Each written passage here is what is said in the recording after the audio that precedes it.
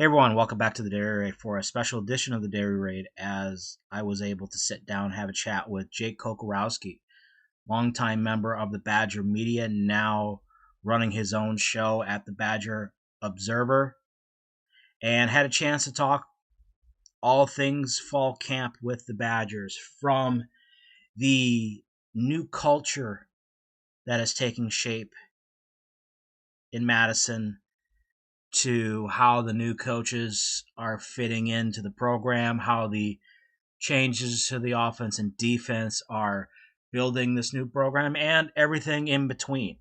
So, without further ado, here's that conversation with Jake.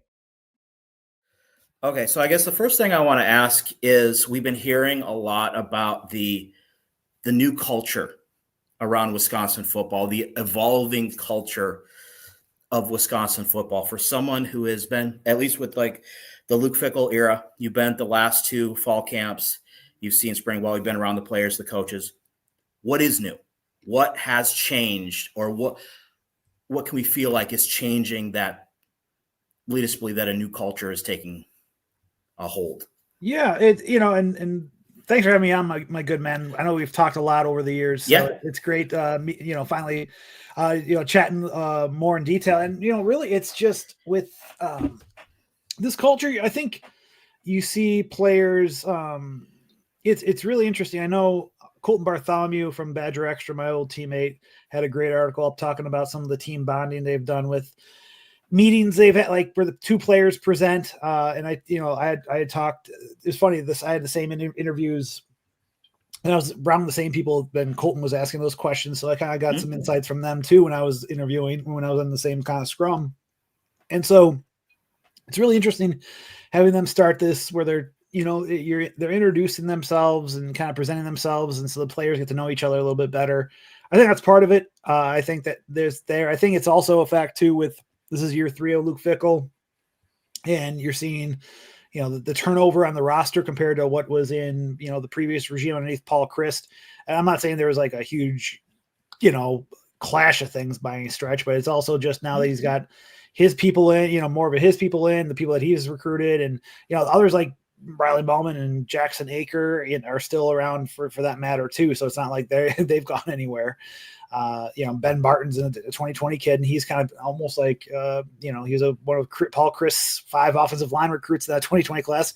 Now he's a defensive lineman. When he transitioned, I think it was back in 21. And, he's kind of like a leader within this group too. So I think there's players are buying in, and you see too, it's, I think just maybe, with the culture, I think it's just going, maybe it's partly going back to that run emphasis game, in terms of the offense, where you have this, wide zone scheme underneath Jeff Grimes, and there's this physicality involved with the offensive line. I'm not saying they weren't as physical, underneath Phil Longo and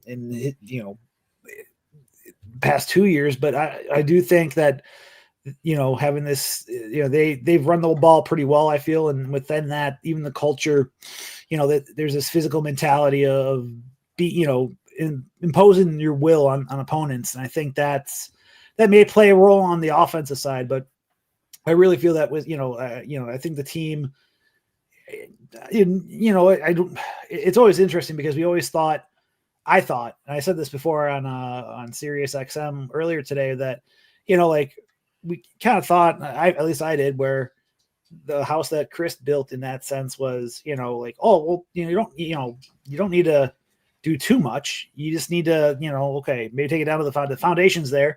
Just put up some new drywall, right? Get some new insulation.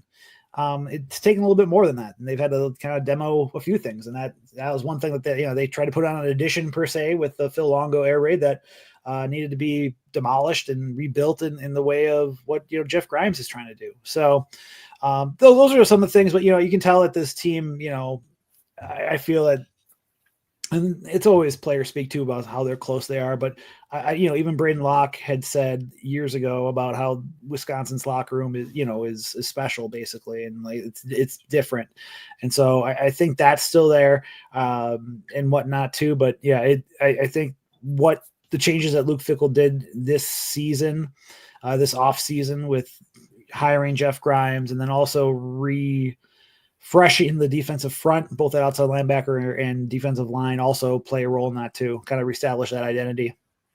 Yeah, so it's not so much because we've been hearing this culture where it's not so much like a total rebuild. It's just taking 2 steps back to go a step forward kind of thing. Like you've got the old school Wisconsin mentality, but with modern football.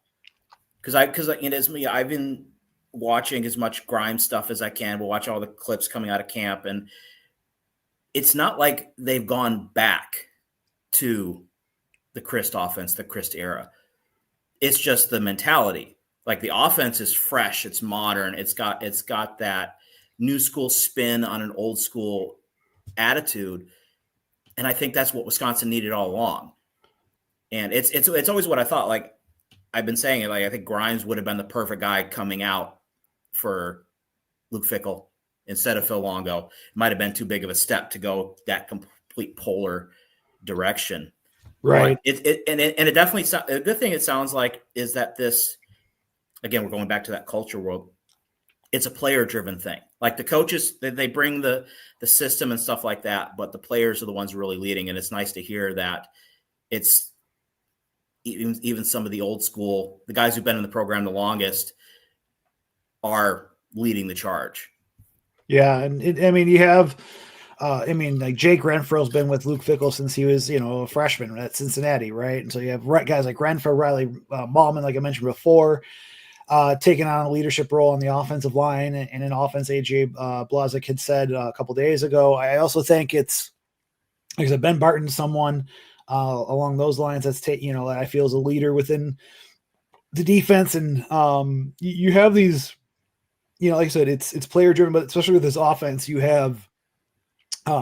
It's interesting because during that Chris type of offense, you had guys that, are fans that said, hey, we want more passing. And then they go to the air raid, and then people go, and Phil Longo was adamant, like, I don't want to, I've had 1,000-yard rushers with where I've been previously, and I don't want to go away from that, but then people are now clamoring, we need to go back to the, back to the run game. Well, it's kind of the fickle nature, pun intended, of fans sometimes where, but it's also, that is kind of ingrained in Wisconsin's mentality since Barry Alvarez has been coach, is this tough power running game and whatnot. And now, Jeff Grimes is known for his wide zone emphasis. And, we've seen variations. It's an NFL style offense that has been seen, with the Sean McVays and the Matt LaFleurs and the Kyle Shanahans, it's that new age generation type of Mike McDaniels. I know they're all part of that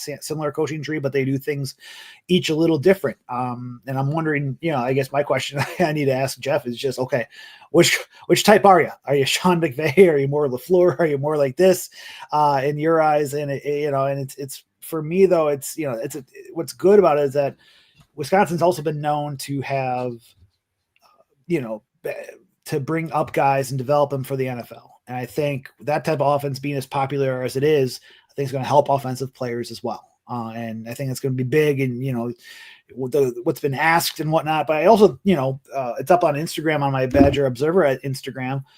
Ben Barton tries talking about how he has to, like, his discipline and how he has to stay disciplined within the run game, where right now he's not focused on maybe someone doing a fly sweep or a jet sweep, but his eyes are on the running back for his defensive line, but he has to stay disciplined and he can't have hungry eyes or else, he paraphrased it, but it was the, see a little, see a lot, but see a lot, see nothing.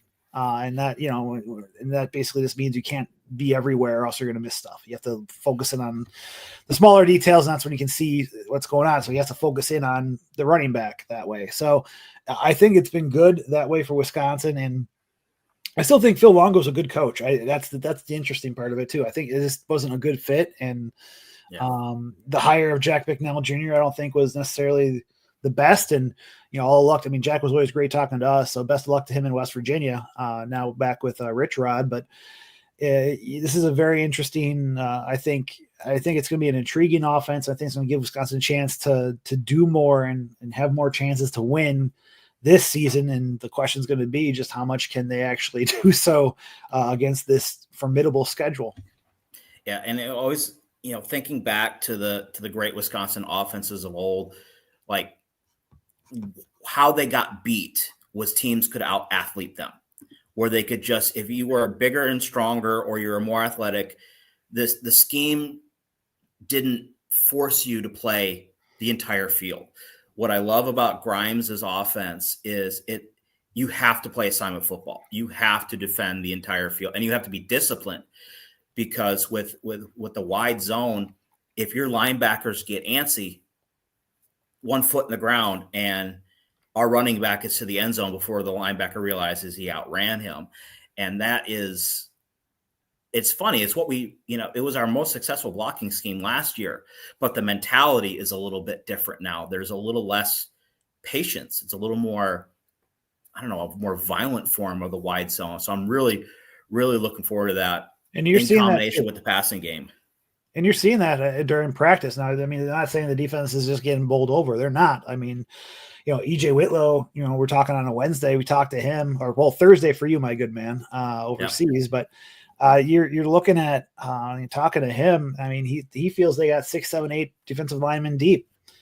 That's much more than what they had towards the end of last season, where they're giving up 200 yards per game the final 5 games. But I will say, yeah. You only there were 3 players according to Pro Football Focus that had like 300 to 400 snaps and whatnot. Now they can really sink in. So I think they have made plays, but I do like what the first team offensive line has done in the run game. I think there's still with pass blocking. I think there's still some things that they can clean up going forward. I also think Wisconsin's improved on the edge too. But we also thought that about John Pius and Leon Lowry. So don't mind. I feel like I'm going off on tangents, but back to your point about the violence of it. I think one thing too is that, they talk, Grimes talked about this, or was it Grimes or no? Colton had that story back on Badger Extra talking about them going away from the clap. It's a cadence now. And I think that also allows more of a head start, because if you do this clap, well, then, and depending on that, their defense can read up on stuff. And if you have a good staff that can time up certain things and see tendencies, well, that could help. But now that you have a cadence, that can help. And I think that they're getting off the ball quicker. I also feel that, that's another year of experience. Jake Renfro comes back for a 6th year. Ryan Mullins in his 5th year now. Joe Brunner's now his 2nd year as a starter. We'll see what happens at left tackle with Kevin Haywood's injury and, Davis Hines in there. But, they're getting blocks, and we're seeing nice runs by Dylan Jones and Darian Dupree today. And Darian Dupree's, I think, had a really good last few days of practice, and for that matter. And that can only help for Wisconsin. You're seeing Jackson Aker being used in a fullback-like fashion, but he's also being used as a tight end, a smaller tight end. That's like a H-back type of look. So, there are pieces there that you have to like, and it's hard because, right, you see these plays and you're kind of just like, all right, well, they're having some success, but what's it going to be like? Not really necessarily against Miami, Ohio, or Middle Tennessee State, but like what's going to look like against Tuscaloosa on September 13th. But so that's what I'm looking for. But can they assert themselves in that regard? And I think this offense, also gives them a chance where you're not rushing and you're gonna like gas out your defense after 90 seconds to 2 minutes, for a drive. They can have more extension. They can run the play clock more, and they can always run tempo if they want to. But it also gives them a chance where they can assert themselves more, especially in the run game. And it'll be curious to see. It's more, how do I put it? Really slowing things down to reassert control over the clock, which is different. But when you have an offense that's a little more dynamic, you're not going to get in situations where first down, get stuff, second down, get stuff. Now you're 3rd and 10 and you've done nothing, and yet you've wasted tons of time. And when you play against offenses who the Oregons and the Penn States and Ohio State who play with tempo, you really run out of time. But the great thing about the Grimes system is it's big play. It is a grind the clock, but it's also a 1 foot in the ground to play and the ball's gone. Right. So that's going to be an interesting dichotomy. And I'm trying not to, the last 2 years we've been burned with positive expectations.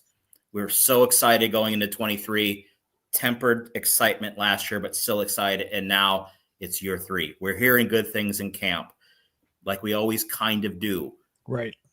But at least, I don't know, from what I've been gathering, reading the camp reports and listening to the camp reports, maybe the upper echelon is not as high, or the upper reaches of camp is not as high.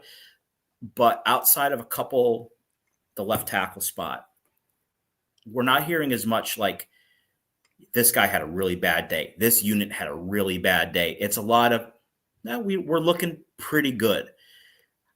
Now that you've been there for these practices in a row, am I wrong? Is there more consistency this year than there was last year, or is it just kind of the ebbs and flows are a little more even than last year? I think it could be a little bit of both on that. And I think so. Last year, at this time, Tyler Van Dyke and Braden Locke were still getting 1 reps, right? And I think, if I'm not mistaken, so there was like, it's hard to bring in a transfer and then say, oh, you're going to compete, but then you're going to compete with this guy. But we all kind of know, like, well, why are you bringing in like, what are you telling this transfer in that regard? But it is, Tyler Van Dyke, if he's not injured in Alabama, I think Wisconsin has a better year. I think we're not talking about a bowl, missing out on the bowl for the first time in 20 some odd years. But I do feel with this, what's going on, there is a clear cut starter. There always has been since the start of camp, with a spring ball for that matter, with Billy Edwards Jr. And he's a leader. He's asserted himself well as a leader. He's the type of quarterback that Jeff Grimes wants in this type of offense, where bigger guys, about 6'3", 228 listed on the depth chart, looks it. Had a full summer that was healthy and able to work with Brady Collins, the director of football strength and conditioning at Wisconsin. So you have that. So you have that veteran presence at quarterback, who he's like, in terms of being prototype. He's big, but he's also athletic. He can throw, but he also has a little bit of wiggle in the pocket and can move about and maneuver in the pocket, which maybe wasn't the case towards the end of last year for sure. But you also have guys that, like I said, the experience is there. And yeah, even right guard there, I think Emerson Mendel has gotten more first team reps in the last couple of practices at least. I mean, he's been the first team right guard the last couple of practices. And I think, I feel that he has the most upside out of that group. We'll see what Kerry Kadenko or JP Benchwall or even Colin Cubberly, what could do there. But I think there's enough stability on that offensive line with 3 experienced offensive line starters. You have Vinny Anthony, who, is a leader too, and has also got speed. Talk about that downfield type of thing, throwing. Like, you can set up that play action off that run, and you have 2 receivers like in Jaden Ballard and Vinny Anthony that run 4.4s. If they can get separation, that's a really good sign there. And Billy Edwards has the arm strength and the arm talent to air it out and hit them in stride. We saw that. I think tight end could be another one of those questions where, I went going in, but I like what I've seen out of Lance Mason, the transfer from Missouri State. I like what Tucker Ashcraft has done. I like what Jackson Aker is doing and how they're using them. And that in the running back group, for that matter, talking to Luke Fickell, it was a couple of days ago, was just praising about like how he, how he feels the group, the first, week or so was, I think he said something along the lines of them being like among the best position groups that he had there in the first, week. So you have I think there's less ebb and flows, but I also think the talent that's there is helping them create more consistency in that area. And, and there's still, it's not perfect. Billy Edwards had, a few days ago, 2-3 days ago, I think it was 3 days ago, had a couple of red zone picks, one in Skelly, one in teamwork. That they weren't great. You don't want that. But he also had a day where, at the same time, he had 2 touchdown passes in the red zone to tight ends. And then, he had a nice touchdown to Vinny Anthony, so, there is, you're seeing this offense create problems for the defense, and it's good for the defense because, they're not, you're not seeing the same thing repeatedly, and you have to now, like you mentioned, defend the entire field. So if that's the case, yeah, you may see similar plays repeatedly, for the defense. So they probably read up a little bit better out of different looks and whatnot, but it's only going to help them, when they face other teams that have these type of multiple type of looks. For sure. I mean, at this time, I think people, when they hear about throwing picks in practice or stuff like that, people got to remember they're not game planning right now. They're installing. And not only are they installing, but the defense is seeing the same, like, run it again, run that again. Let's do it again. Okay, this is now the 4th time we run this play in the last 10 minutes. They know what's going to happen. So those kind of things I don't necessarily worry about. It's when we hear it seems like this guy's struggling picking it up, or this guy had to be taken over to the side and is working with the position coach. He's not getting it. That's where you want to worry. But I think, if you try to throw a ball in a window on the same route that you've thrown 6 times in the last 10 plays and it gets picked off, we don't need to worry about that kind of as much. Kind of the one thing I was going to ask, though, is like, we have so many new coaches this year, all these assistant position coaches. We have Jeff Grimes with all these new faces on the coaching staff. Now that, and you've been at these practices and you've seen all these extra coaches compared to last year.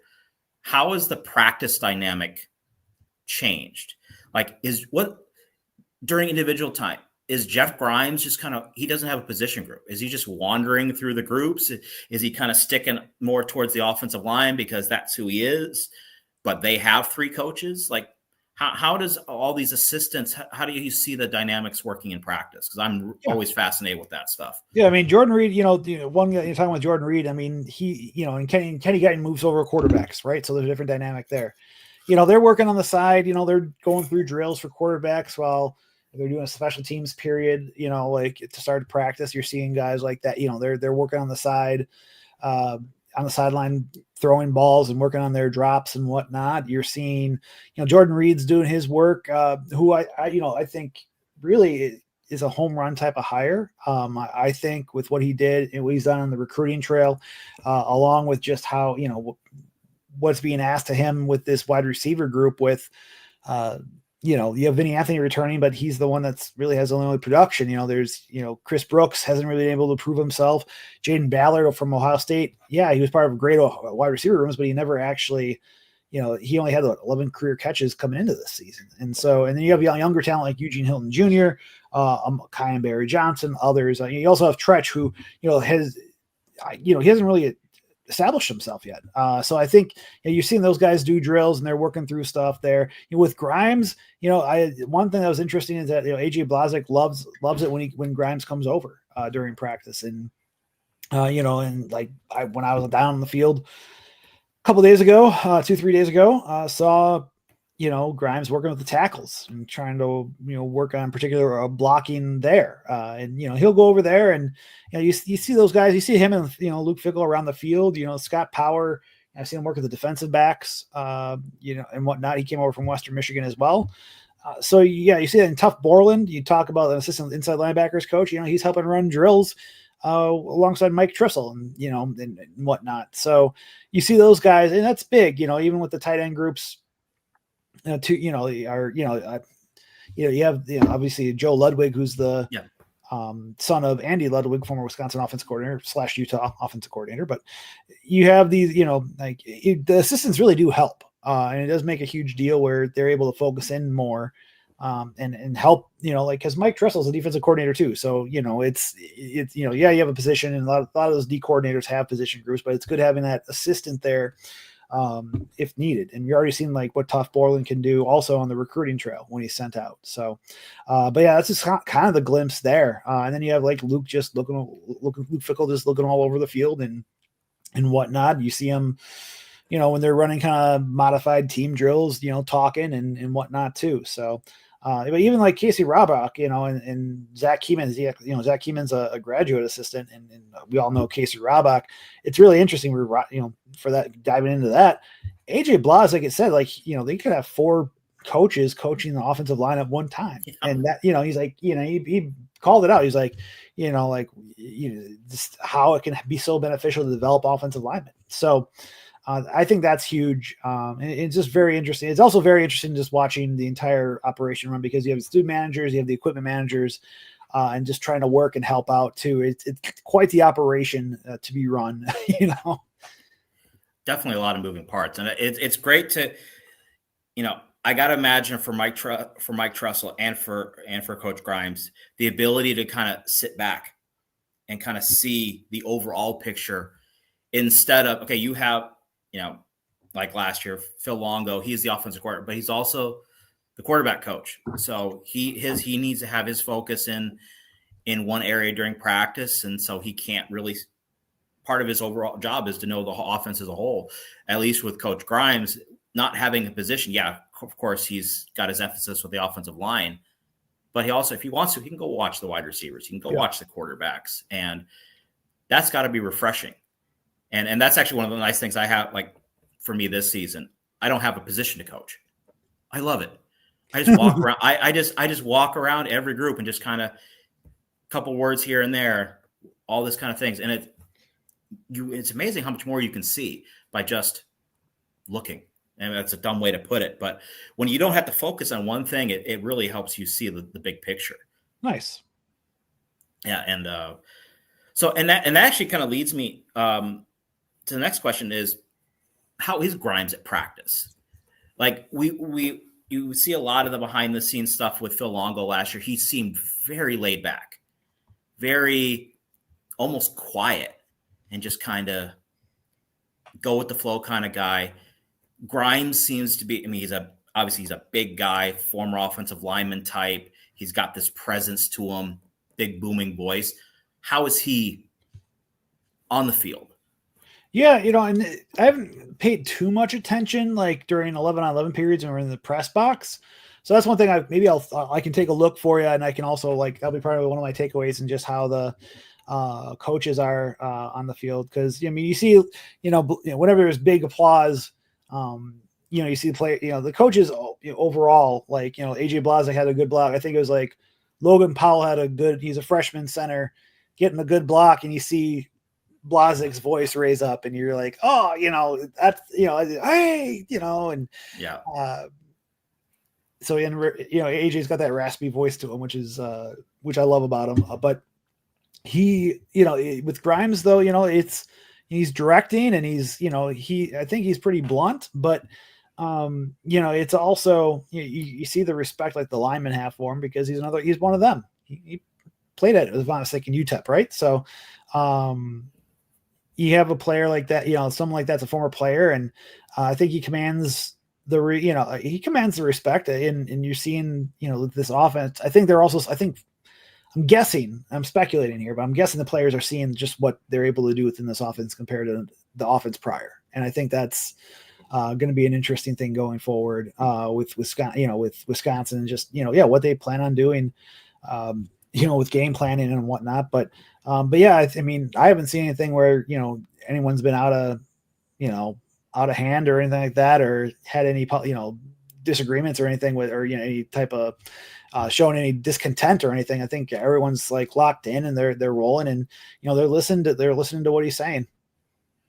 It definitely seems like with the schemes this year, both offensively and defensively, especially last year, it seemed like the idea was you ran the offense, and if you execute it correctly, those who should be open are going to get open. Those who are going to make plays will make plays. It's never designed for a particular person.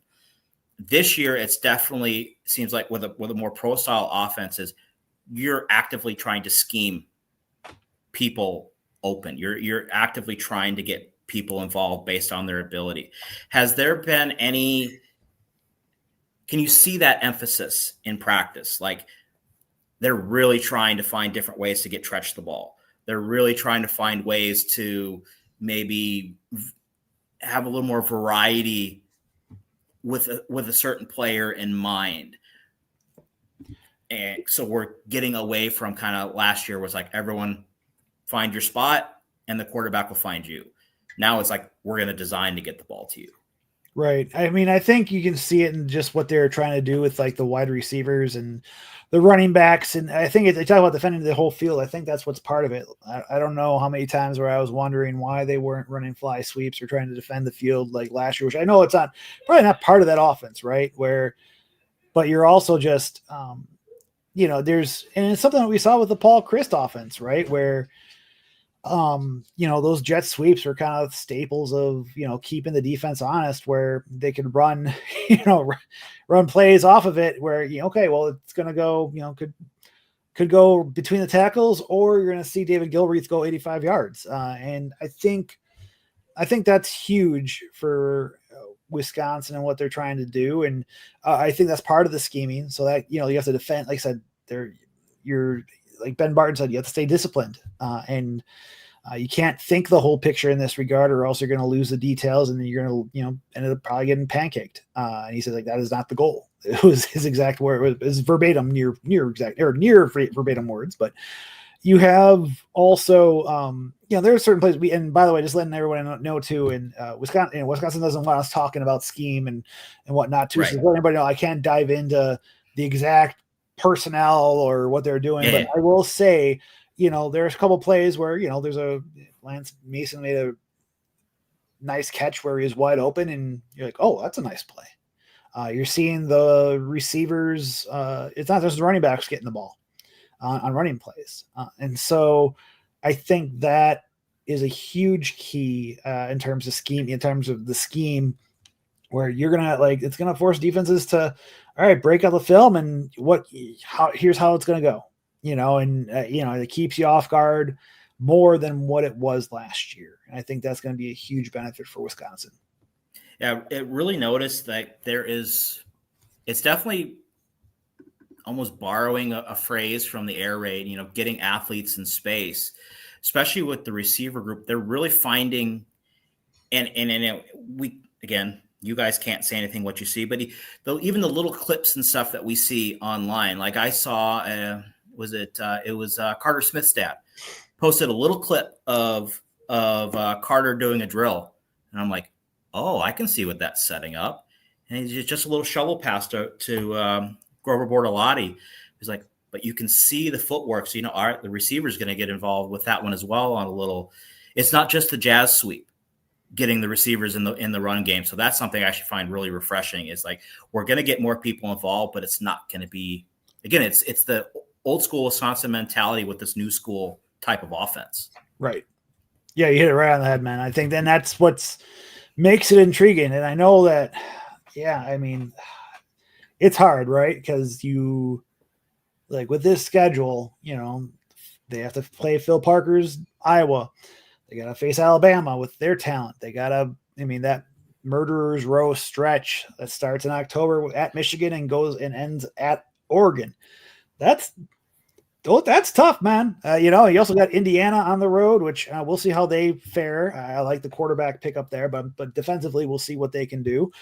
And then you also have Illinois, which, I know it's everyone's kind of like a dark horse pick for, the college football playoff potentially, but Wisconsin gets them at home at least in that regard. And then you also have other teams like Washington, where I feel Washington may be up on the upswing with Jed Fish, so it's going to be a tough schedule, but like I said, this offense and just what they're trying to do, I really feel that it's going to give them better chances to win, especially those toss-up games, which there could be a lot of toss-up. We don't know. Yeah, Iowa's got Logan Jones at center, and he's one of the freaks on Bruce Feldman's freak list, as deserved. But what's going to happen at running back? What's going to happen at quarterback with Mark Gronowski, and how is he going to fit for Wisconsin against Wisconsin or against other teams going up from South Dakota State?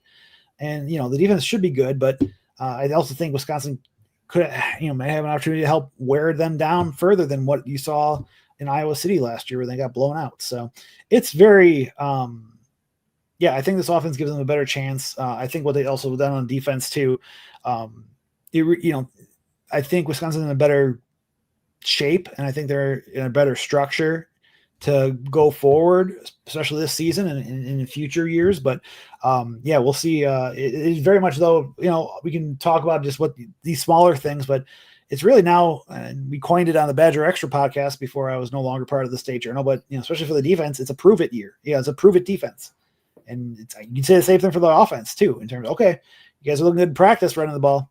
Do it against someone against another jersey, And speaking of the defense, I saw the media availability with EJ Whitlow talking about he's 7-8 guys deep, and we're hearing a lot more guys in the linebacker group.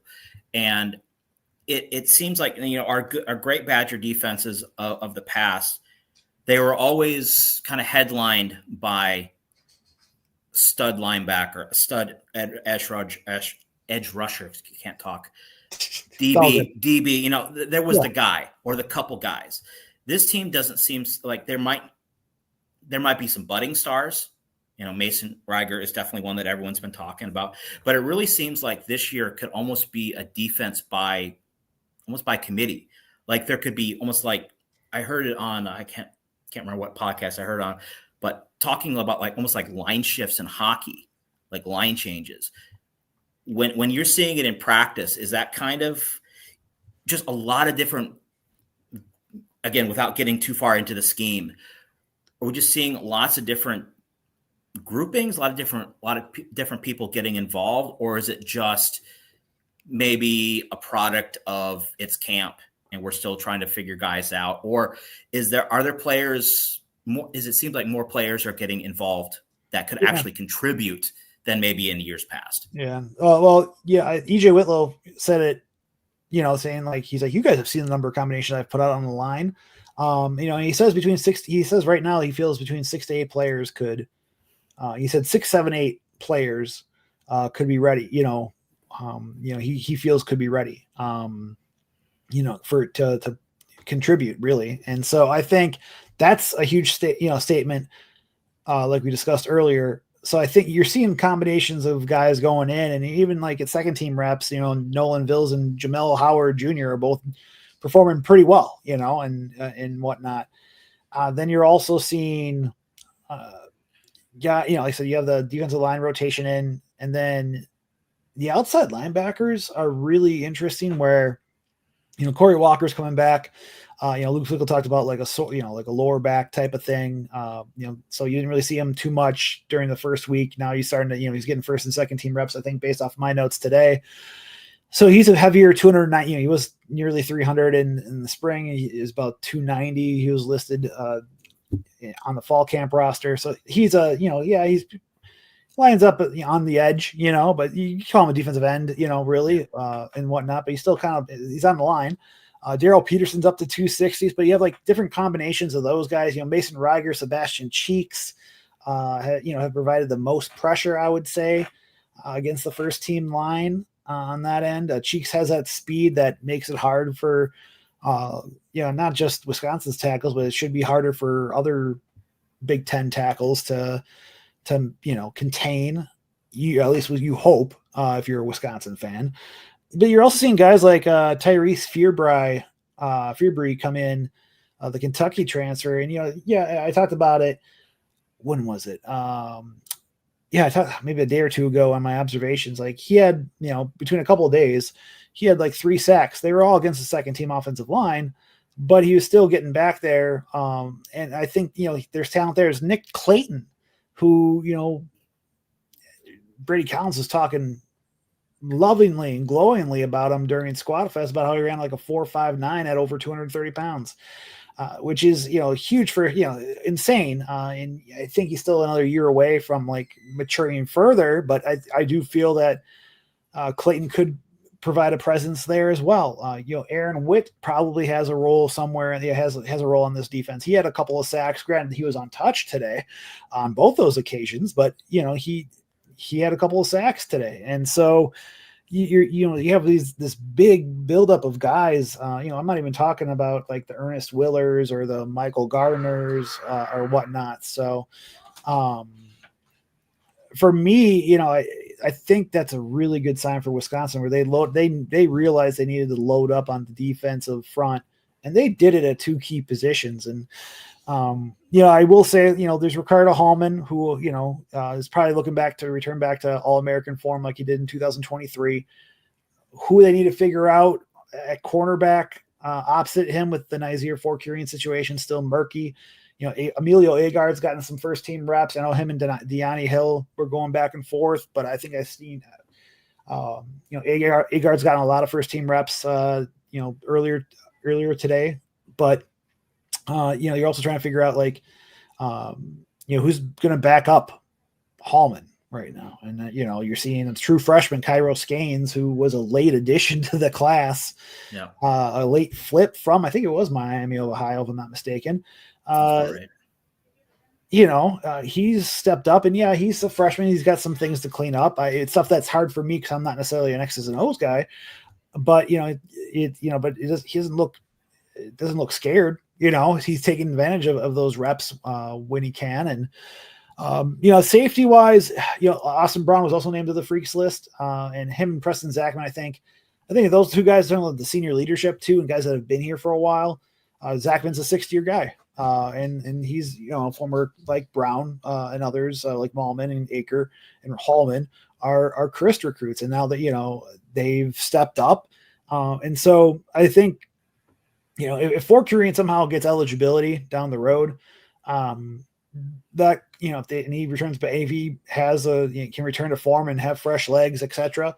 I mean, you're looking at a secondary that could be really veteran led. And I also love Jameer Latimer II at slot. I think he's a perfect slot nickelback for what Wisconsin's trying to do, both in the pass rushing for that matter, but also defending against the pass through the air. So, I do feel like right now there's no one that's really, you have Taka Curtis and Christian Allegro. And I think both those inside linebackers could have huge years, and with their athleticism and what this defense is trying to do. There's really not one person, maybe outside of Hallman, who has previous All-American honors, that really stands out. It's good we're hearing so many different guys, because I think we got part of the defensive struggles last year, where it almost seemed like, regardless of the offense that we played against, they just put out their best 11, because if they put out guys who might be, defensive linemen who might be, we need to put more bodies on the line against Iowa, for example.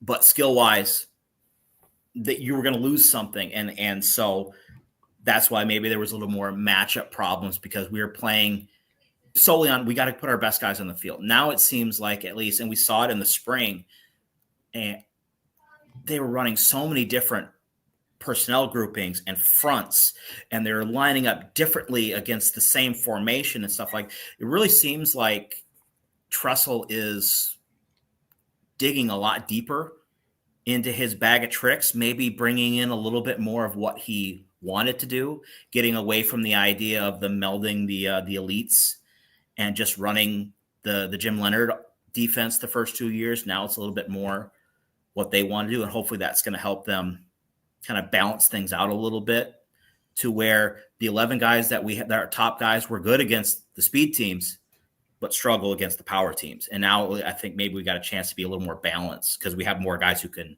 actually contribute.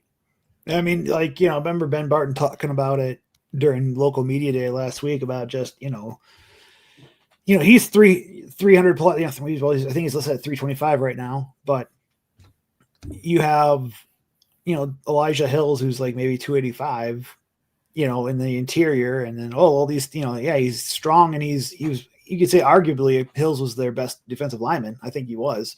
Yeah. But he's also 285 going against interior Big Ten defensive lineman. And you don't have a James Thompson Jr. who had the length and the athleticism last year. Kurt Neal didn't provide that either, and whatnot. So it's, I think with Wisconsin, like with what they're trying to do, with that defensive front. Like I said, Parker Peterson's a huge guy, 6'4", 314. JVR Suggs is hovering around 300. Jamel Howard, obviously he's like 310-ish, I think. All these, I think I listed it on the, gosh, I looked at the roster for the defensive linemen. And I'm not saying all of them are going to play, but there are 8 defensive linemen that weigh 300 or around 300 or more pounds. Or it might be even 9 if you include Suggs, who's like 299. So they've gotten beefier up there, but it's also length. Like Peterson is lengthy. Barton has some length on him too. You have guys, and then like I said, Corey. You pair that with Corey Walker. He's about 6'5", 290-ish too. There's length on there and athleticism, and I saw Corey Walker making a really nice play on an outside run today where he almost ran down the guy. So there's a little bit of speed on his end too. So it's for me, I think Wisconsin's done a really good job where they addressed a key need. And I mean, that's the big thing that Mike Trussell talked about, like when he was asked, like, what do you think is going to be, the most improved thing for your defense? And he said stopping the run. And it's not even, I'm guessing he's not hoping, he's betting on it, because that was the calling card for a Jim Leonard type of defense. Throughout his time was, the one bad year was 2018. You remember that year? Caden Lyles had to move over and transition from line to the defensive line, from the O-line to D-line. And, you lose Alec James, Connor Sheehy, and Chikwe Obashi from that 17 line. Yeah. And they, you saw the emergence of Matt Henningsen and Olivier Sagapolo, but, they're still, that's how critical having an experienced, a good defensive line is. And they also, on top of that, you talk about experience, those guys like JVR Suggs going in the 7th year, Parker Peterson's up there, too. Mason Reiger, again, experienced name. Corey Walker, I think he's a redshirt senior or, 5th year player, and whatnot. So there's also experience there. When you combine that with also like Charles Perkins, who's a redshirt junior right now, that stands out with his twitchiness and his abilities there. Dylan Johnson, who's a sophomore, who, over 310 pounds himself. So, I think they've done a good job addressing it. But again, now it's just prove it. We see this what they've done in practice. All right, let's see what you guys do against Bama on September 13th too. Now that will be interesting to say the least. I think a lot of the guys you just mentioned there are new players coming into the system for the first time, coming into Wisconsin for the first time. There's been so much roster turnover in the last couple of years, partly because that's college football these days, it's just what it's going to be. And a lot of people have been talking about the negative side of the roster turnovers. Like, who do we have? We don't know anybody. It's a new team. It's going to be a new team every year. But when you have a lot of turnover, there are actually guys who can benefit, because all of a sudden I was the 6th string corner and now I'm 4 or 5 steps above. Have you seen anybody maybe from the spring into the fall now that you think have benefited from maybe guys who were on the roster last season, that maybe the roster turnover or maybe just the new makeup of the team has either taken advantage of the new opportunity or are benefiting from the new opportunity? I think one could be Garrison Soliday, even though like you have Tackett Curtis, and I know, and he started his career as a walk-on, right?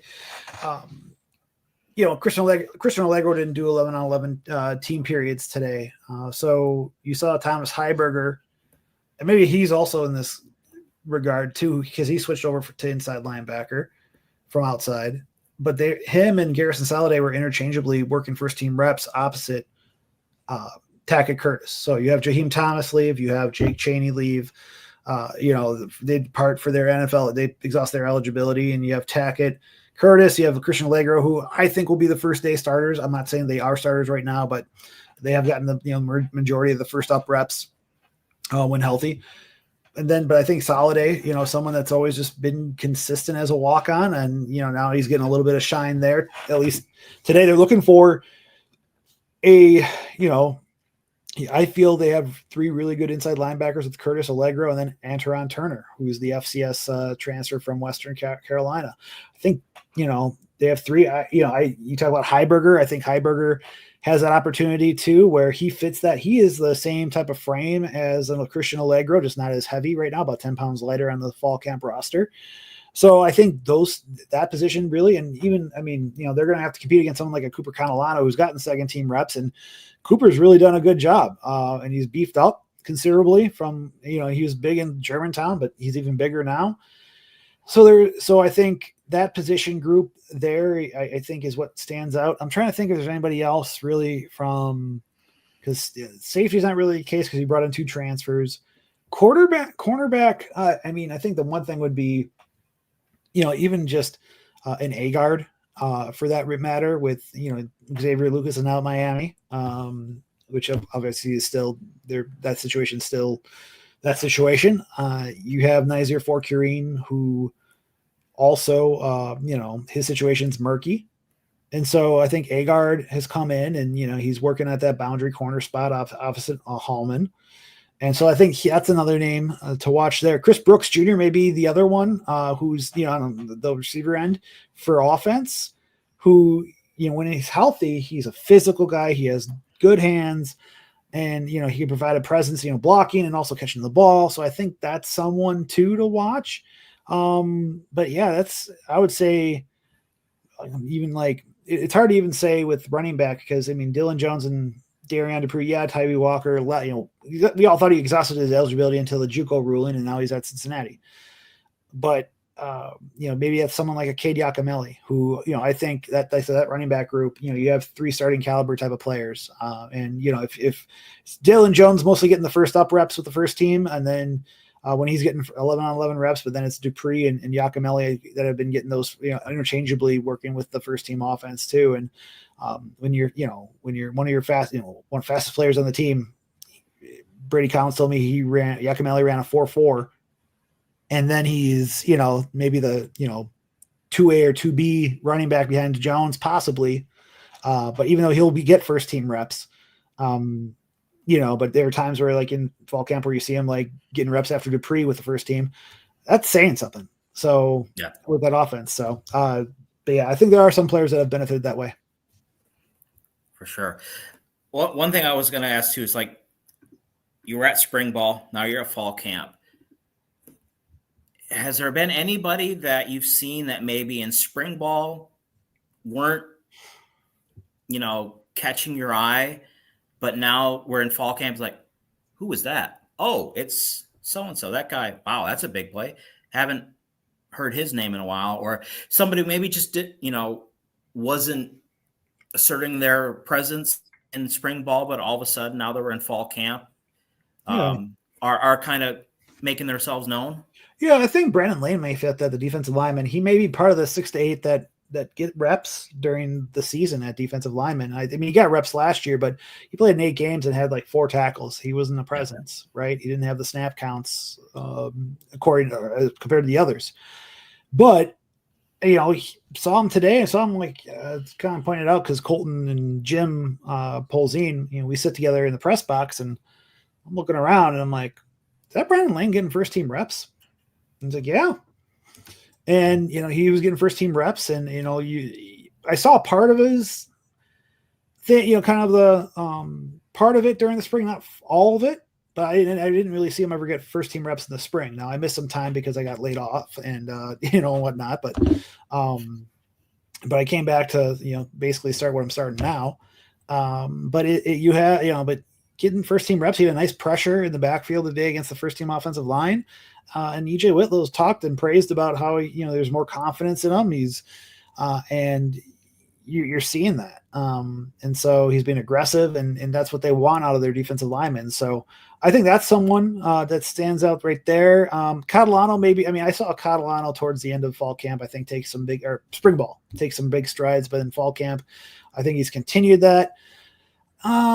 Scanes might be the other. Cairo Scanes, since he's gotten first team reps the last couple of days at the field corner spot, with Hallman not participating in 11-on-11 work, I think has been I think that's interesting just because, he's a freshman. Like, what do you expect? And I know he had an interception during one of the spring ball practices, but okay, well, it's spring ball, I'm not saying I take anything against Cairo. It was a great diving interception, but you also have a group of, I think, Mike Tressel had said, I think he had said like one of the freshman quarterbacks was going to he thought it was going to make an impact. And that was a question. When he said that was one of the questions asked about which true freshman who enrolled early. And the only two who corners do that were Jameer Scott and also Cairo Skanes. So I think that's a huge compliment for, Skanes for getting those first team field corner reps when Hallman's not playing. So those would be the guys I would say. And in this kind of day and age of coaches, we can't develop as much as we used to. Yeah, I think the day and age where a guy can sit on the bench and become a starter as a redshirt junior are kind of gone. So it's nice to see that, these young guys are getting reps, are getting in, because if they don't, you might lose them. So it's good to hear that some of these kids are actually can contribute right away. Absolutely. Which is something we really didn't really have in the past because it was never really necessary. I think that's the thing. Like you're seeing in Nick, we've seen Nick Herbig do it, but that's really hard for an outside linebacker to do. Yeah. Especially coming out of high school. But you've seen Nick Clayton put in, he put in the work of adding weight to his body, adding strength, and you combine it with his speed. He very well might be the most underrated type of pickup, even though he was, I think by the end of the 25 class, he was a consensus 4-star, if I'm not mistaken. But, you see guys like that, that could carve out a role. Eugene Hilton Jr., who, he had a great catch today. And I've said this on another podcast where, he popped out early during spring ball. You don't necessarily haven't seen like a big explosion during fall camp, but doesn't mean he's not contributing and he's not like making catches. But today he had a great catch where Daniel O'Neal threw up a ball that was hung a little too much. It was a free play anyways, but so he checked it down the field. Matthew Trainer, the safety, comes underneath it and was just kind of sitting on it. Hilton just goes in front of him, leaps, snags it at the high point, and comes down with the reception.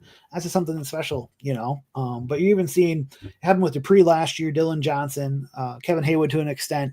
But this year will be Emerson Mandel, where they need to get in, like at right guard. And we'll see just who else, other freshmen. I think, Catalano is one of those candidates, and we'll see if others can contribute on special teams. But yeah, this is very much like this day and age of developing. You got to get them up to speed. And that's why enrolling early is so also important nowadays. And it's become now it's become customary. It's common. It's almost now the precedent set compared to coming in late. I'm not saying that. Last year, 3 of the 4 freshmen that contributed, that I think burned their red shirt, came in summer. So it's not an exact science, but for some of those major type of position groups, for the second year, it sets up huge, because even Colin Cubberly too is another one of those guys. I was getting first team right guard reps last week during a practice. So, I think that the 24 and 25 classes too they're expected, and even we'll see what happens with the 26 class, but it is becoming where, hey, get ready, be a contributor. And I think some part of it too with I'm not exactly sure, but with the transfer portal too, it's like some of those guys can't wait. You can't really wait on those guys because, who knows, what's going to happen with the portal. And if they try to look elsewhere instead of trying to stay for another season. You might as well get as much out of them as you can with I guess, the pessimistic outlook that you might only get him this fall. So I might as well get as many. If he can give me reps now, I got to take those reps now, because I might not get next year. I think Xavier Lucas is a prime example of that, where you never know. But it's good to, because it always seemed like everyone around us, we'd hear about this freshman stud, this guy bursting onto the scene. And again, we never really, that wasn't Wisconsin's thing. And not that it was a bad thing to say that. It's like we're a development school, so we never really got that raw. We maybe find a diamond in the rough who, snuck not necessarily snuck his way into the starting lineup, but ended up contributing, and then you just realize, oh, this is like Sojourner Shelton. Like he's one guy that I can think of who started as a freshman. Right. Keanu Benton started as a freshman. Jonathan Taylor, and and and it's in this day and age, I don't think we could. You got to get those guys, because you got to get those guys in now, or the chances are they're gonna feel unappreciated and they're gonna leave. But I think the other point of it too is that if there are expectations, like linemen, go in, you get your body right, to compete, right? And I think it's also this communication where, you have some guys that are younger that need to put on a little bit more, body weight or get used to the college game. I mean, the biggest thing is, like, you don't want to put a kid that's not up to the speed of the college game. That's where special teams comes in. I remember Jim Leonard talking about that with Hunter Wohler back in 21, about how, like, towards the end of the season, you started seeing him pick up the speed of the game. And, special teams helps that way, because you're going full throttle on like punt or kickoff, especially kickoff. And so that adjusts to the speed of you catch up with that speed of the game quicker. Now, you don't want to put kids in danger either. So, but I think it's also just clear communication of, like, here's what we have planned for you. You have to get these kids out on the field. And Luke Fickell talked about trying to get them ready, during the early signing period press conference in December, right? About how, like, with enrolling early, like, it's also a chance for them to, like, hey, they may be needed upon, be called upon in that regard. So yeah, but it's also just, I think it's communication. If something's going on, it's like, okay, well, it's talking about, the situations, what's going on. And I think the staff in that regard has been, can be good for that. But like I said, it's clear. You have to be clear with the communication. And if there are changes to certain things, you have to let the players know too, and let them make the best decision for themselves. Awesome. Well, I've noticed that I've already kept you over an hour, but I can't end this without giving you a chance to talk a little bit about Badger Observer, which I am a subscriber to, and everyone else should be a subscriber as well. Thank you, sir. And, you're providing the great coverage that you've always done from your various stops along the way. But now that you are independent, are there things that you're looking forward to being able to cover or to do that maybe you weren't able to do when you were reporting to somebody else? Now you're your own boss. So what are you looking forward to, to bring to Wisconsin coverage that maybe you couldn't do?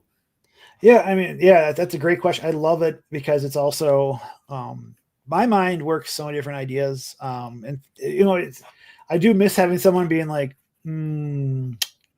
let's like take the 10 down to a 2. Cause like you're really, like, I love being ambitious. It's one of those things that it sounds like a really terrible interview question, right? You're humble breaking. I'm just so ambitious.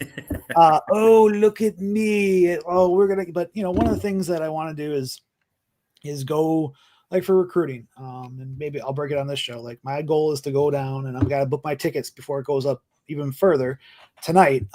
Going down to Florida for August 22nd through the 24th, watch Jaden Petit take on one of the IMG teams. It's not one of the top 2 teams. I think it's the third one that competes within the state, but it's still a good matchup down in Naples. And then I'm driving across Alligator Alley and going to Fort Lauderdale to, like, I got to figure out credentials. I'm trying to email the right people. I've been going back and forth, but then watch Ryan Hopkins and Matter Day take on St. Thomas Aquinas. Trying to do something like that where my goal is to try to get, like, I'm not going to Alabama. I can't go to Oregon, but my goal is to go to most of the games, but it's also being calculated and trying to see, like, for the Michigan game, go watch Tayshaun Bardo in Elkhart, Indiana, drive up to Michigan, watch the game. I'll cover the game in Ann Arbor. And then the next day, Jack Janda plays on a Sunday. Okay. Well, you can justify the trip and the expenses by doing that. So it's about being smart. It's about, for me though, it's like, I've covered recruiting ever since 2014. And for me, I think recruiting, even in the age of the transfer portal, especially on the offensive line, and this, like, you have the great offensive lines. they're really cohesive, and it's hard to get from the portal and be cohesive that way. You can always do it early, and then you just build them up, and then they basically become like recruits anyways. But for me, it's really trying to get out and just try some things. And I think it's for recruiting. It's even with me, like kind of a theme is I love doing I have a comm arts background, TV, radio, film from UW. It's trying to be creative and like setting up like if it's a recruiting series, create a little teaser trailer that sets it up and I have an idea for it. I won't spoil it, but their ideas there. It's trying to I know we're talking football, but I did a double shot. I was in Platteville by 9 a.m. and by 4 p.m. I was down at the field house covering volleyball. And I want to I think part of that for those, I think volleyball coverage needs to be more because the volleyball program deserves it. And I think there's a avenue to really highlight players and staff. And I'm working on a few articles already for volleyball. But for me, it's really trying to, I love the thrill of figuring things out and calculating just what I can do and just be frugal about it and cost effective. And, I have to justify these costs. I can't just go down to Florida just to hang out down at Marco Island. I would love to.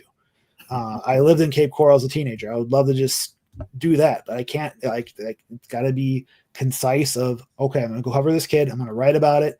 Maybe I can say hi to a couple of friends that I know down there. I'm going to stay with a couple of them down there, but the rest of it's work. And that's going to be, so you have to justify those costs there. So it's, a lot going on that end, but yeah, back to your part. It's just kind of like creating different projects and just trying to provide some unique, authentic, objective, content and features and articles and videos and I'm still figuring out what I want to do. And I think that's the fun part about it, where I'm saying I want to do 3 to 4 newsletters a week. It's probably going to be 5 because I have way too many things in my head and there's so much going on between volleyball and football and recruiting. May turn into 5 a week in terms of newsletters. So there's still a lot to come. And I think the biggest thing too is just making sure that it's still cost effective for people. Like right now, it's $50 a year, US dollars, that's for a yearly subscription through the 29th of August. And otherwise it's a flat $7 a month or $69 a year thereafter. And I'm sure I'll have holiday sales and whatnot too coming up, but I'm trying to be as cost effective as I can. Cause consumers, there's a lot of different outlets out there, but I think I'm going to provide unique stories, try and find the angles that others don't off the field, but also still cover the team, cover recruiting, and cover volleyball. And that's, like I said, that's why I'm subscribing. And I've told you that it's like you go on Twitter and you see the same 8 people say the same thing. And what I've always appreciated with you writing is I can always see yours.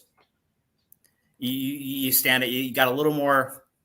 It's not as sterile, and you say you're trying to bring a little more personality, a little more of you into your reporting, and I think that's why. I didn't subscribe day one because it wasn't payday yet.